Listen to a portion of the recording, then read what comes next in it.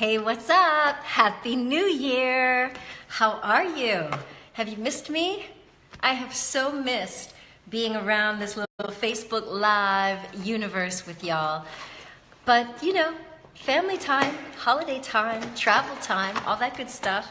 What's up? Hello, Faida. Glad to see that you're here. How did you celebrate and bring in the new year? What is good with all of y'all? I want to hear about it. Thank you so much for all of the lovely messages I've gotten from my tribe. It's so good to be connected to beautiful people around the world who are so full of positivity. I just love it. And yet, I'm like feeling all charged up. What's up, Jat? How are you? I was just leaving you a message a little while ago and I didn't send it because I got interrupted, but I will. Hey, Trevor. Yes, oh, you missed me, Faida. Well, I definitely missed sharing with the craziness of the holiday, but you know how it goes. The holidays are the time when we have to unplug and commit to being fully present. At least that's what I do. I have to commit to being fully present with the fam because for me, the holiday is all about kids, at least for the most part. So I had to be on point for my daughter. Trevor, do me a favor. Will you share this video over to my regular profile? I can't seem to do it all at once. I'm trying to be all slick and sassy.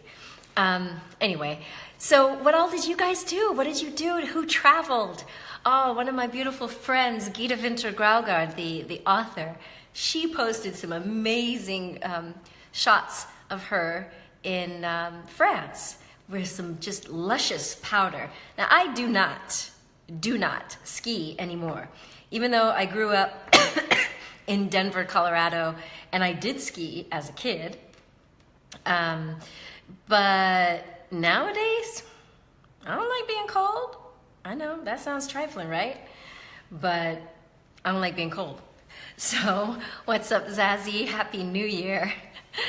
I just, I don't like being cold, and I'm not quite as coordinated as I used to be, so I don't want to like go tumbling down a mountain and smack a tree and break a leg. I know that sounds just awful. What's up, Michael? Happy New Year to you as well. Well, I want to know how many of you made New Year's resolutions. I want to know. Maybe a little bit provocative, but I don't believe in New Year's resolutions. That's right, I don't. And I'm going to explain why. Why. What I need to resolve to do is get rid of this lingering asthmatic chronic bronchitis cough. It's making me irritated, y'all. Send me some healing vibes. What's up, Sarah Kate? Happy New Year, Fred. Glad to have some new peeps watching with us. So listen, type in if you made a New Year's resolution.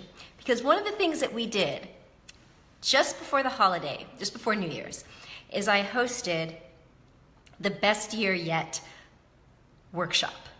We used to call it goal setting, but I don't believe in goal setting anymore because that brings a weird kind of energy. Sorry.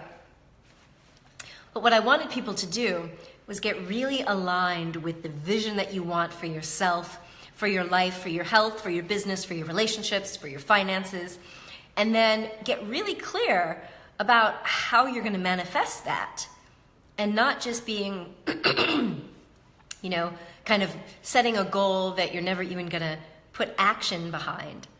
And during this workshop, we got to tap into some really juicy visions. So I like having a vision for where my life is going, because beyond just the visual, I make it a multi-sensory kind of experience. Coucou, Sarah. Hi, Ingrid. I like to get a sense for like the kinesthetic, like how would it feel if I'm at my goal? Who else is going to be around me? What are we doing? Where are we? And so one of the beauties of doing this in a community, in a tribe, where you're connected, is we can hold each other accountable and we can support each other. So one of the things we did in this workshop is, as people were telling us what their vision was, I tend to visualize it as well. And I see them doing whatever it is they say they're doing. And I imagine them a year from now getting together with me and saying, "Oh, Andrea, I had the best year yet." And they start to tell me about it, and I can see their face getting all excited, and I get excited, and we high five, or we hug, or we do a little happy dance. And by doing that, we are bearing witness to the vision and the dream and the goal. We're supporting it with our energy, so that if they happen to get to a point in life where they kind of feel like they're stumbling, we can help. We remember the vision of where they're going. So in this tribe, we only throw shine. We're not throwing shade. We're not throwing anything negative. What's up, Yvette? Sending you lots of love. I hope that all is well on your side of the world. So I want to know what you have committed to for this year. Tell us so that we can support you. And then I'm going to explain to you why I don't like resolutions. Don't worry, it doesn't mean you can't tell me what your resolutions are. I'm just going to help you reframe it in a way that is incredibly positive. So Michael says, you made your New Year's revolution. You wrote revolution. Did you mean to do that? For January, and you're looking forward to being a goal achiever by committing, signing up to uncomfortable things that you need to do. Now, Michael, I'm gonna get on you because I'm curious about what those uncomfortable things are. So here's why I do not like the word resolution. Now, Michael, I don't know if you meant to type revolution, but I like a revolution because that has some energy behind it. That's some force, that's some commitment. But the reason that I do not like resolution, if you're new to my community, I'm kind of a nerdy, geeky kind of, I love etymology. I love the study of words and their origins.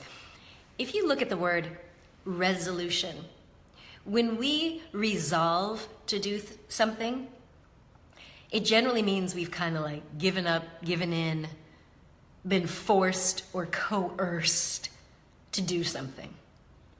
And sometimes that's a good thing when we're coerced to finally cut the fat in our diet or cut the salt or exercise more or save more. But is that sustainable?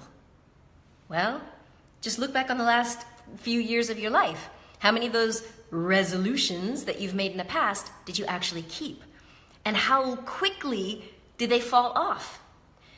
So if we used, Michael's little Freudian slip and made it a revolution, or what I just like to say is like, what is the vision that I'm creating that is so in alignment with my goals, my values, what I really want to feel and experience in life, that it's going to juice me up. It's going to propel me toward that goal as an attraction rather than being pushed or dragged or pulled, because I don't like that kind of energy. And again, it's not sustainable. So I wonder how many of you still feel, I know it's only day 2, but how do you feel about these goals or aspirations or resolutions that you've made for the year? That's what I want to know. What's up, Anthony? Happy New Year. So type in. Anybody else? Michael, you didn't really say what those things that you have to do. But again, that energy doesn't sound very fun. I want to have fun. I don't know, is anybody else out there in 2018 want to have some fun up in her? I do. So is anybody else going to type in? Because then I want to tell you why this year is the year to get fat. Oh, I love playing on words.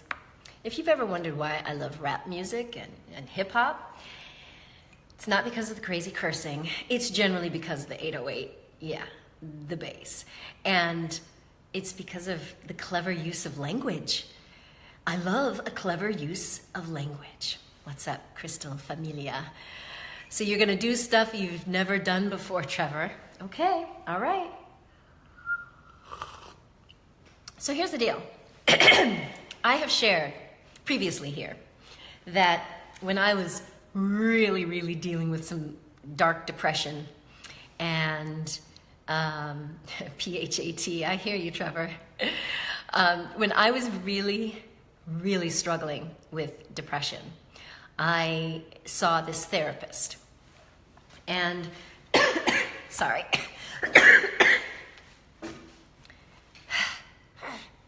Send me some healing, y'all, and some calmness for this chest of mine.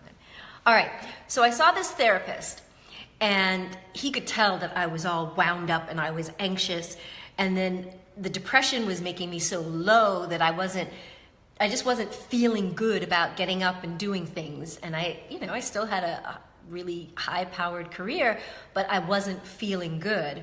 And I started judging myself for not feeling good, and I had done everything. I'd been on supplements, I had been on antidepressants, I was exercising, I was meditating. But one of the things that he said to me, and he was a little cheeky. What's up, Carol? How are you? Maria, good to have you. One of the things that this therapist said to me is, you know what you need to do? You need to get fat. Okay, now, y'all know you never tell a sister that she needs to get fat. Especially for someone who's had, we're not even going to go there, into the body image realm. But here's what he meant. F-A-T, being fat, means flexible, adaptable, and tolerant. And the reason this is one of my renewed goals for the year is I was looking through my journal and some of the things that I have set as my major focus from year to year. So if anybody wants to do this best year yet thing, Trevor, you were there, Zazie, you were there, tell them how fabulous it was, where we got together and literally went through a review of last year. The things that went well, the things that we're kind of disappointed about, and really got down to the underlying thinking about why. Why did we succeed? Or what excuses did we make if we did not succeed? And one of the beauties of this system is when you write down your review and you really look at the areas of your life and the roles that you play and the things that you want to accomplish, it allows you year by year to study trends. Now, you don't have to be a big statistician or a scientist to appreciate that if you see a pattern of things that you say you're going to do and you never do, or the same kinds of disappointments keep coming up, eventually I got to a point where the feeling of regret and irritability was so great that I was like, I've got to find a system.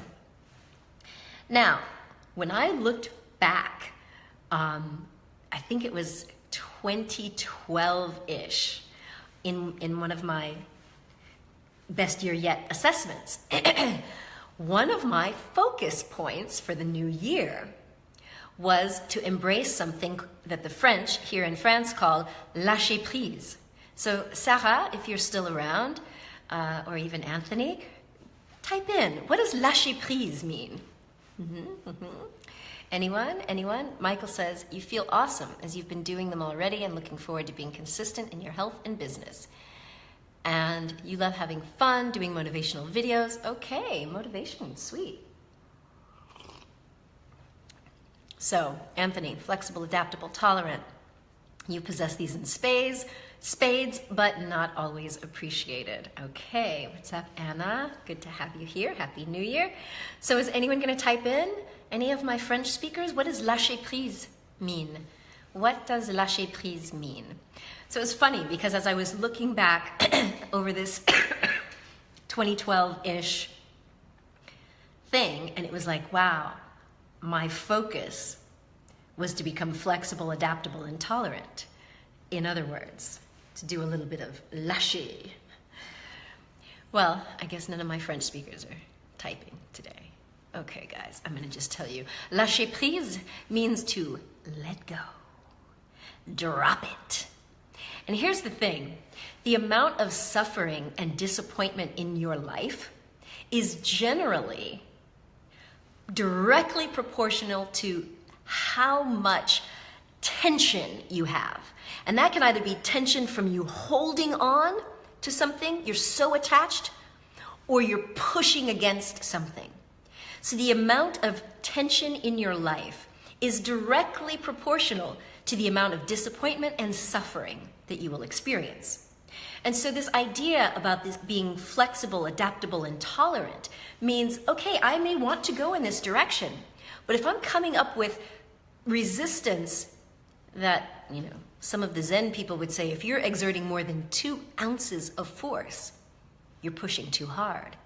And likewise, if I am so attached to this one way that something has got to get done, or this one project, or this one level, or this one goal, if I am so fixed on it that I am rigidly holding on, if it doesn't go my way, there is a very high likelihood that I will be depressed or disappointed or experience some sort of suffering. So let's flip it around. The degree to which you are willing to just let go and let flow, which doesn't mean you don't have goals, and it doesn't mean you lose ambition, because honey, Sarah Kate will tell you, this little girl over here has got some mad ambition. And anybody who was on that Best Year Yet workshop, you saw me at the end, right? When I described what's coming up, ambition. But the degree to which you are willing to be open, to be flexible, to be adaptable and tolerant means that you will have more resources to respond to whatever the situation really calls for. You will be less likely to be closed and fixed on only one opportunity. When you let go of those blinders, which you in the UK call blinkers, strange, blinders, as we would call them, when you get rid of the blind spots, you are suddenly open to receive so much more information, insight, intuition, and solutions. So it doesn't mean that you don't still have an ambitious goal. You do. But this is something that I think you were talking about, Zazie, this idea of having that detached involvement. It doesn't mean you're apathetic. You still want to achieve. You still want excellence. You still want whatever goodness is you're going for in life. But it's that attachment, that rigid attachment that sets up so much tension that it blocks your flow. That it's either going to create more stress such that you will eventually snap and break or break down, or it's going to take away the enjoyment. Now, anyone will tell you that getting to the summit of a mountain, or for you skiers, getting down that mountain, it's not the down or the up that's the ultimate high. It's how you're feeling as you're going through that experience. And so if you're rigidly attached to one outcome and you're just in struggle mode, you're not going to have that sense of flow and fulfillment. Now, those are what are most important to me, those 2 words, flow and fulfillment. So I'm curious to know, what are the real feelings that you want to experience in 2018 or in your life in general? Is it peace? Is it prosperity? Is it flow? Is it joy? Is it ecstasy? Is it bliss? Is it growth? What is that feeling? What is that experience that you think you're going to get by achieving those goals? Is it ease? Is it security? Is it love? Is it that feeling of being cherished? Because one of the things that I'm really focused on bringing to the world is this new paradigm of quote-unquote goal setting, and that's using the Diamond Life Design Framework so that you're really dialed in to what you value most, to the feelings you want to experience, to the relationships and the roles that are so, so, so important to you, that you actually can keep your eye on the prize. And so this idea about being fat, F-A-T, Fleming, since you're just joining, F-A-T, flexible, adaptable, tolerant. If you're willing to relax a little bit on the, that tension, you will find that you have more flow and more ease, and most likely more enjoyment as you're on your path. And The other piece of this whole concept about how to really create goals, if you want to call them goals, or resolutions, is that you have to have a way of measuring them. So you cannot wait for just being at the top of the mountain or wait till you have that $1 million client to experience that sense of joy, fulfillment. The Zazie says it's that feeling of being proud and confident. Whatever those feelings are, you've got to learn how to dial in so that you can feel it in every moment, even before you've achieved that goal. Which means if we start looking at the little milestones, like, are you instantly going to feel proud and confident in your work? You know, getting up on stage from maybe being a new speaker to a pro speaker where you're proud and confident. Sorry, Zazie, I know that's not your thing. I'm just jumping in. Don't you recognize that there are going to be steps that you take? So even if, like many of you have seen my daughter, who's she's eager to start living now. You know, she asked me a while back, how old do I have to be to start a charity? And we've often had these conversations about, with our kids, how old do you have to be to start living your dream? Well, nowadays, kids can do it. You know, look at all these kids who are YouTubers and authors and starting businesses. They're little, minipreneurs. So it's these little steps. What's up, Shimoni? Happy New Year, girlfriend. Yes, Fleming, it's these steps of faith. Because you're not going to, let's say that you as a child wanted to be a surgeon. Well, just because you say it and you see it, you think I'm going to give you a scalpel and say, okay, go ahead and cut out my appendix? Nah. But every step that you take on that journey, these steps of faith in that long-term vision, and still being dedicated in the process. I remember in my medical school training, we were practicing tying sutures for weeks before we actually practiced on a human body. Thank God, right? And it was nice that, the surgeons who were working with us could congratulate us or encourage us at every little turn. Because if you imagine, you probably don't imagine this very often unless you're a surgeon, there's a lot that goes into tying a really good knot. And if any of you have ever had a cut on your face, for example, you want a surgeon who knows how to really tie good knots. Now that sounds crazy, right?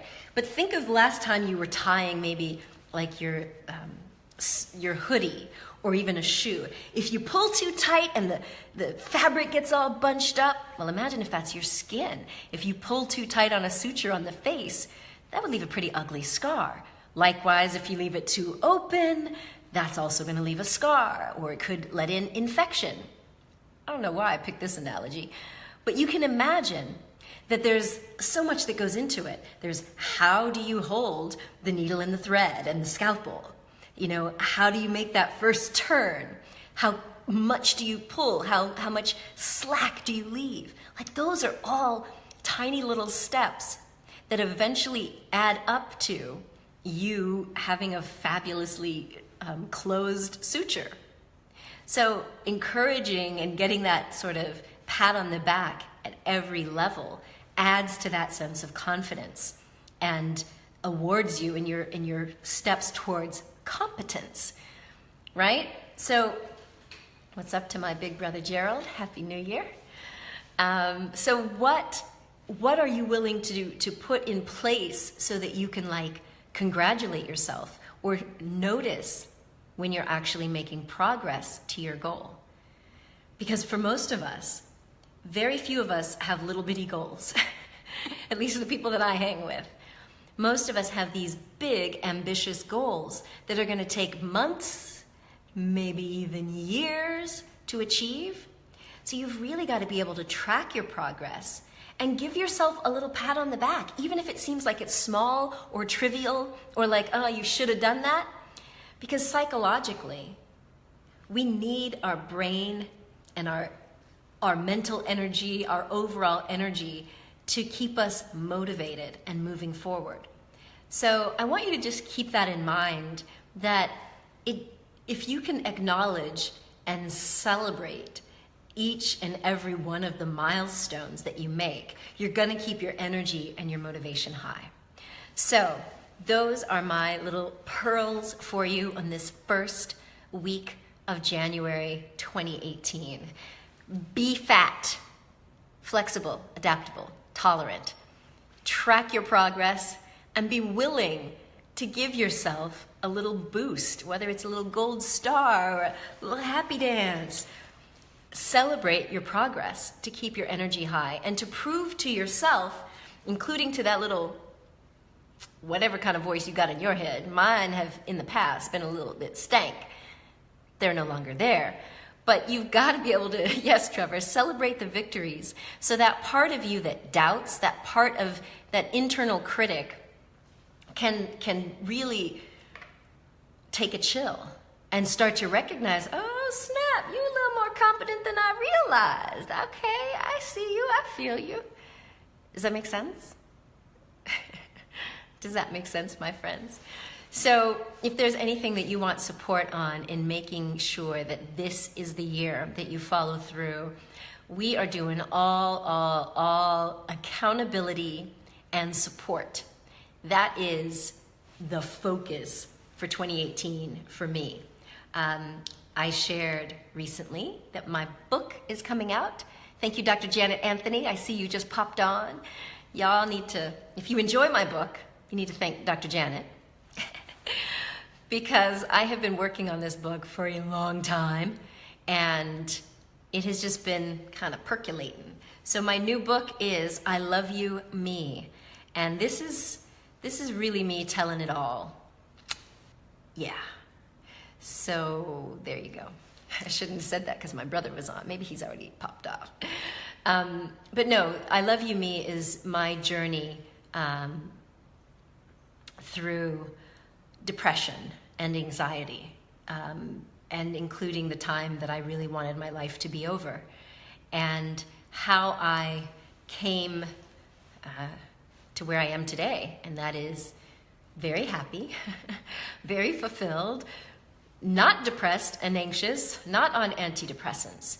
Of course, there was a pretty dark night of the soul in there, including the out-of-body experience that I had where I crossed over to the other side. But I share that in this book, I Love You, Me, which is currently available for pre-orders. It's coming out January 11th, and I do hope that you will get this book because I've put a lot into it. And it really is my focus for 2018 because what I noticed in this tribe, whether you're in business or you're a parent, no matter what you're doing in your life, you need to have a rock solid foundation of self-love. And without it, anything that you try to build is subject to fall and might not even be fulfilling. And that's what happened in my own life. I was not fulfilled despite the $1 million business and the sexy car and being on magazines and on TV and being called by Oprah. I wasn't happy because I wasn't living in alignment with my soul's purpose, with my values, with what I really value. And I had been crammed into this one tiny aspect of me. And I just couldn't do it. It was not compatible with life. But one of the things that happened in 2017 was after, miraculously, my TED Talk went kind of viral on YouTube. It went from 9,000 views in February to 560,000 views at the end of last year. So we've hit the 500,000 mark. Thank you, Shimoni. You don't know, we haven't found a name for this lovely British side of me, but she has to have a name. All of my characters have names, you see. But when this TED Talk went viral, I started getting emails and some phone calls. I'm like, how do these people find my number? Don't be looking at my number. People were emailing me saying, oh my God, you've just described me. Like so many people who also were pushed into a particular career. Hey, Gita, whether that was healthcare or engineering or something in the tech or finance industry, and yet they were denying this artistic or more spiritual side of them. And it was making them feel crazy. Like I felt crazy. That's another reason why I went to see that therapist who told me I needed to be fat. I literally felt crazy because when you are completely divided in your mind and your heart and your soul, you're not at peace. You're not going to feel fulfilled. And it doesn't matter how much you achieve on the outside world, unless that's what your value system is based on. But my value system from, I think when I was just a little bitty girl, I've always really treasured what's going on in people's heart and soul. I've always wanted to know what motivates people, what drives them, what is their dream in life. And the lovely Gita Vinter gave me a lovely dream catcher when we were in London a couple of months ago. And it's so appropriate because when I look back over my life, that's what I want to do. I want to capture people's dreams and then help them realize them. But when you do that as a profession, and yet your dream is not being fulfilled, that creates, in me, it created so much tension and so much anxiety and so much, for me, it literally was self-hatred because I was brought up to believe that all that artsy stuff and that spiritual woo-woo stuff, that's not valuable. No, the value is in something concrete, in the sciences and, and yeah. So I was saying, the TED Talk went cray. People started saying, that's me too. And it was as if, using my doctor terms again, it was as if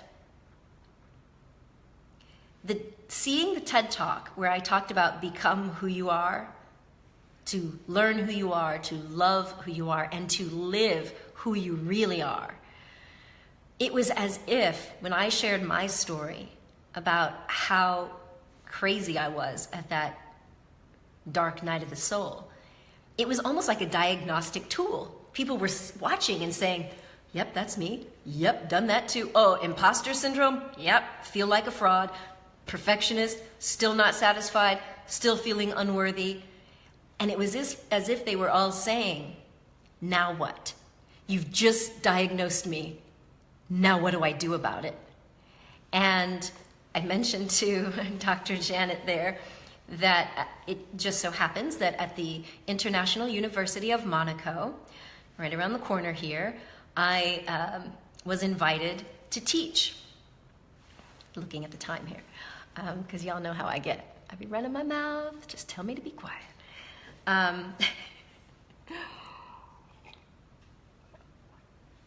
Yeah, so I was invited to teach. Now, originally, I was supposed to be teaching, and I did. What was I starting off with? I did corporate brand management and the TV industry, because the University of Monaco is largely a business school. So we were focused on business. Excuse me. But it's so funny, because the day that I went to sign the contract to teach the brand management, corporate brand management course, and we had proposed the TV industry course for the winter. So I go in, and I'll never forget this. Dr. Sargenti sits down, and he says, so, listen, I know that you're really busy, and I see that you also have this other side of your work, besides TV and communication, in psychology. And I said, yeah, I do positive psychology, da-da-da. And he said, listen, would you consider teaching another course for us? Because, one of our psychologists, he has to do an extended period of writing and da-da-da-da-da. And I'm kind of looking at him like, huh? And he slides this syllabus across the desk. And I pick it up, and I'm like, is this for real? Because you know the name of the course? Be Who You Are. And at the time, this was 2013, I was writing my book, which was loosely called Become Who You Are, which is what the TED Talk was all about. So at first I'm like, this is not real. How can this business school have a course named Be Who You Are? Like what? And of course I said yes. I ended up having to teach it multiple times because it completely filled up. And so there I was teaching this curriculum, which is now in my book, I Love You Me, which is coming out January 11th, available for pre-order, the Kindle and the paperback, audiobook coming soon. But in my book, I was teaching about this 5-step process that I worked with my clients. So people who were with eating disorders and addiction, that's really where I worked out the 5-step process. Because I was noticing that many people who don't feel good about themselves will find things to ease their pain. And for some, it is eating or overeating or binging.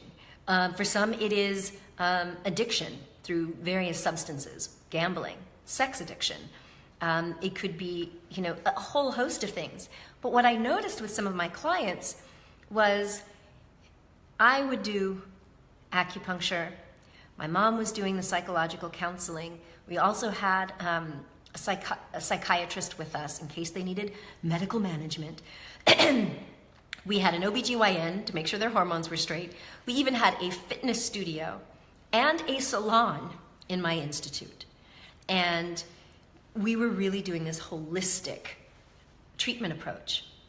And yes, exactly, Jeanette, either binging or not eating at all. That sense of control to ease that psychic pain. But what I noticed is when people were able to kind of look back over their life and figure out, not everybody had a trigger, but some people had a trigger.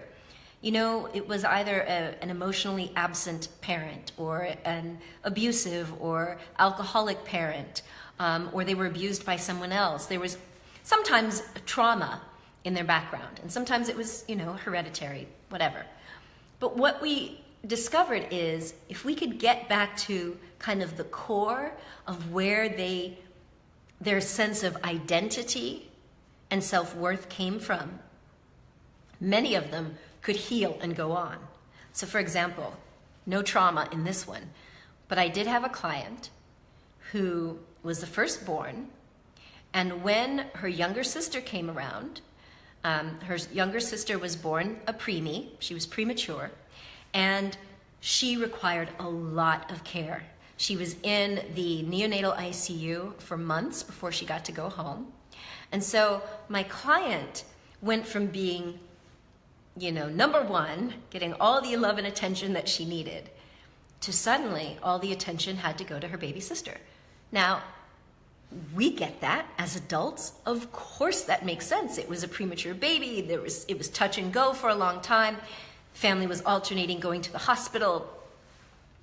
But to her 6-year-old brain, which was still in its process of developing, she was feeling like she wasn't important, that her needs were not important, that her voice was not important, that she wasn't valued or cherished. Now, of course, she can look back and say, yeah, well, my dad, he did take me on a special trip once, and yeah, they did buy stuff for me, and yeah, my mom did tell me that she loved me, but she didn't feel it. Now, at age 6, how much of her developing brain was able to comprehend? Well, probably very little. But her, as a 46-year-old, even though she got it intellectually, she wasn't healed on that 6-year-old level. And so at the age of 46, she still didn't feel like her voice mattered. She didn't feel worthy of love. And when her men were showering love and affection on her, she still didn't feel like she was good enough, that it was real. It was like they had to do more and more and more. And so No matter how many roses and trips and gifts and jewels, she still didn't feel loved. And so it doesn't have to be a major trauma or abuse that we've gone through in life. It's all about this meaning maker that our brain is and where we were at that particular age of development. Now, the good news is we can go back and fix it.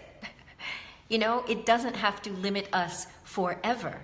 And so part of what I discovered with working with these clients was this 5-step process for really uncovering who you really are before you took on all of the faulty information, you know, that either was pushed on you or you came to your own conclusions based on, you know, again, your level of awareness and development at that age. We can reconnect to that perfect part of us that we were born to live out. We can forgive and heal the past. And I mean truly heal it. Not just intellectually like, yeah, okay, I get it. But to really feel that healing deep for that child that is still present today, so that she too, or he too, can grow up and be fully present as an adult.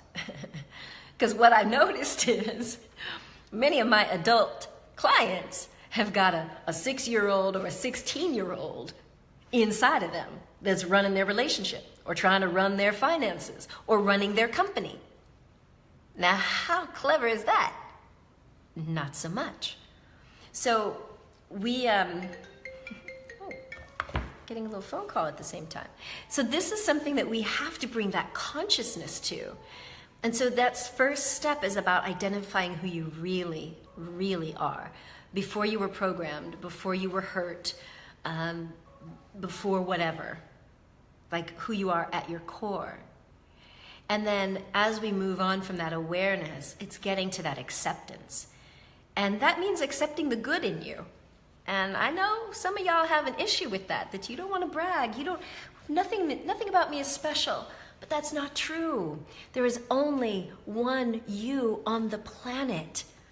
There is nobody else who could be a better you than you.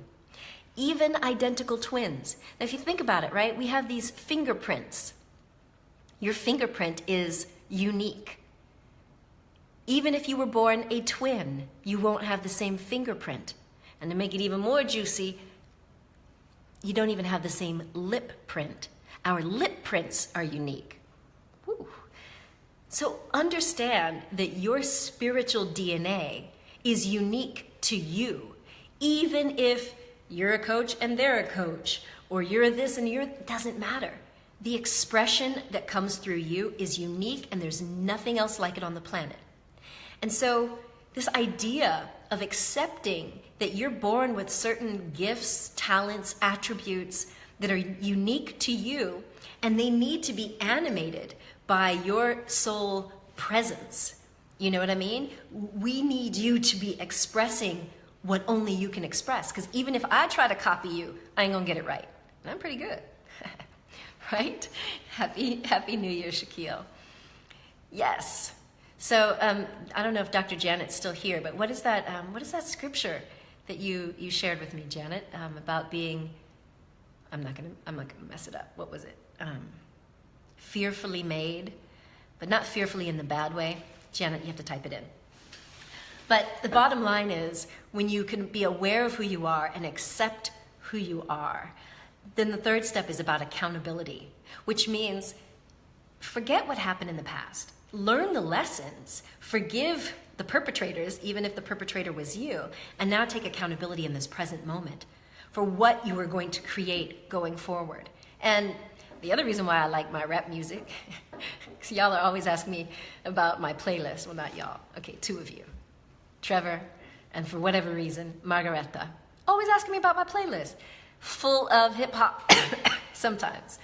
There are times that listening to some of these crazy rappers, I know some of the language is not great, but when you start to realize how people have pulled themselves up, this is another reason why Janet and Carol, who was on here, are in this book, Time to Rise. When you start to read about the triumphs that people have made going through their tribulations and tragedies, you realize that we have so much power inside of us. We are so much more powerful and capable. And then there's Jesper, one of our other powerful writers in Time to Rise. When you recognize that no matter what happened to you in the past, you can pick up, move forward, and rise up and soar. To me, that's incredibly empowering. And so yeah, sometimes the rap music, I have to remind myself, okay, let me, access my inner, I'm not even gonna mention them.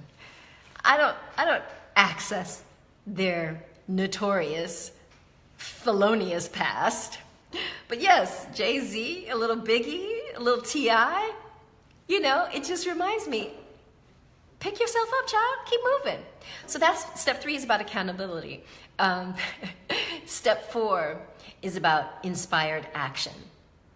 And this is the thing that I know a lot of us struggle with.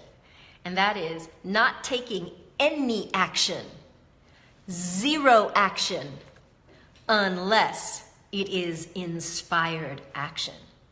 Now, I admit I'm a recovering perfectionist and an ambitious overachiever. That was drummed into me from my childhood.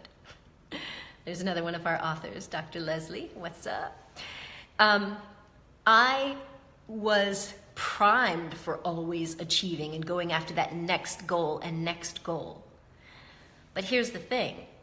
If you are just chasing achievement and accolades, and like people in my family say I have more degrees than a thermometer, because I was always getting a degree in this and that and certification in this and that, it was not fulfilling.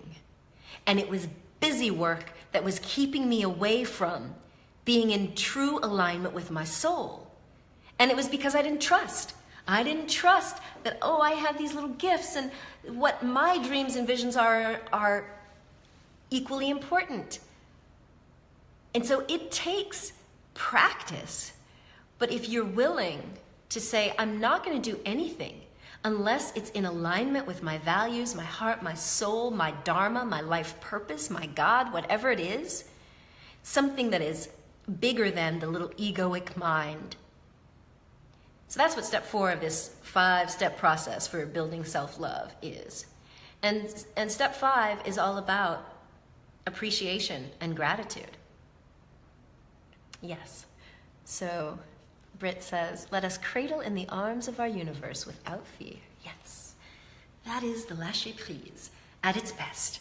To relax and trust and know that if you really are at that point in your life where you're willing to create goals and objectives that are in alignment with what you believe your spiritual calling to be, that's not about pleasing other people, that's not about putting on a show or putting on a mask.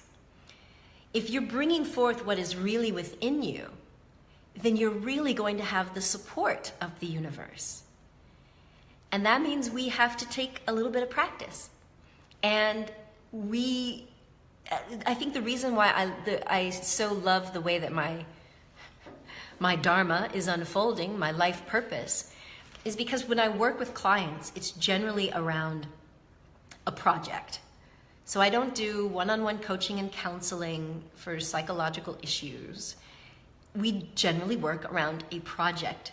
Because when you mobilize your energy to work towards achieving something, here's what happens. You gain experience. How do you gain experience loving yourself? When are you going to just sit there and be like, I love me, I love me, I love me, I love me?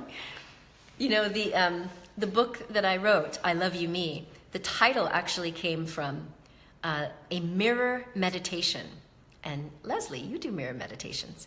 So back 15 plus years ago at the Wellness Center, these same people that I was describing before who had eating disorders, for example, and addiction, when we discovered that really self-love was lacking, this lovely woman named Blanche Williams would have them do a mirror meditation where they would have to look into their eyes in a mirror and say, Mirror, mirror on the wall, tell me what you see. I see greatness, yes indeed, staring back at me. And if you could practice, Leslie says, you can just look in the mirror and find anything that you can say that you like or that you can appreciate. If you can't see greatness shining back at you, it's something. It's your eyes, it's your smile, it's whatever. But when we saw the work that happened as people did this mirror meditation, it inspired me to write a song. So I wrote this song called I Love You Me, which I wish I could sing for you, but the throat, the cough, alas. But really the hook of the song is, if I start by telling myself, I love you, me, and not rely on anybody else, how much greater could I be if I truly loved me? And the more you let that really sink in, we're not talking about this egotistical, feeling myself, although I do be feeling myself. We're talking about really knowing the divine part of you, that spiritual part of you that is perfect, that no matter the mistakes you've made, no matter the blemishes, no matter the times you've fallen, you are still perfect and whole and complete at your core. And so part of this book coming out, I Love You Me, and the song, we've also got a manifesto that you can print out.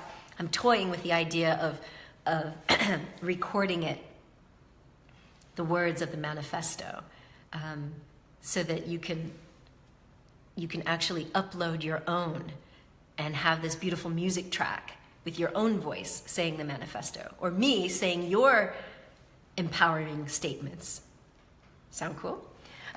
It's kind of like taking the mindfulness meditation thing into a whole nother realm. Trevor, I would. But every time I try to take a deep breath, I cough. So I won't be singing it today, but I promise I will sing it at some point live. I'm being challenged to do that. Somebody else has also challenged me. And I'm one of those girls that if you dare me or tell me I can't do something, I'm gonna do it. Yeah, that's my inner brat. So anyway, so one of the things that you will see from me and all of the people that I am mentoring and supporting is they're going to be also front and center. I'm one teacher, and y'all know I love to teach. But I have connected with so many beautiful, amazing, heart-centered, soul-inspired mentors, coaches, transformational teachers, that we're bringing them together on one platform so that you can tap into their wisdom as well. Maybe you like what I give, but maybe you need some other perspectives. Yes, Janet, I saw it. It was a psalm, but you didn't type the words. I don't want to know what psalm number it is because I ain't got it by memory. But it was that concept of being fearfully made. So we are each unique, and by having you in this tribe, which I'll release the details very soon about how you can join this real self-love movement. So you can join us for monthly masterclasses and get the content from the book, like all the meditations, the guided imagery stuff, all of, you know me. I'm gonna have you doing work, because you gotta do the work, yeah. Don't be afraid of work. The best thing that we can do, don't be daring me, Trevor. The best thing that we can do is actually practice being your authentic self, and then having a mirror from this tribe, this community, not just me, but all of the people that we bring onto this platform will be able to mirror back the brilliance that we see in you.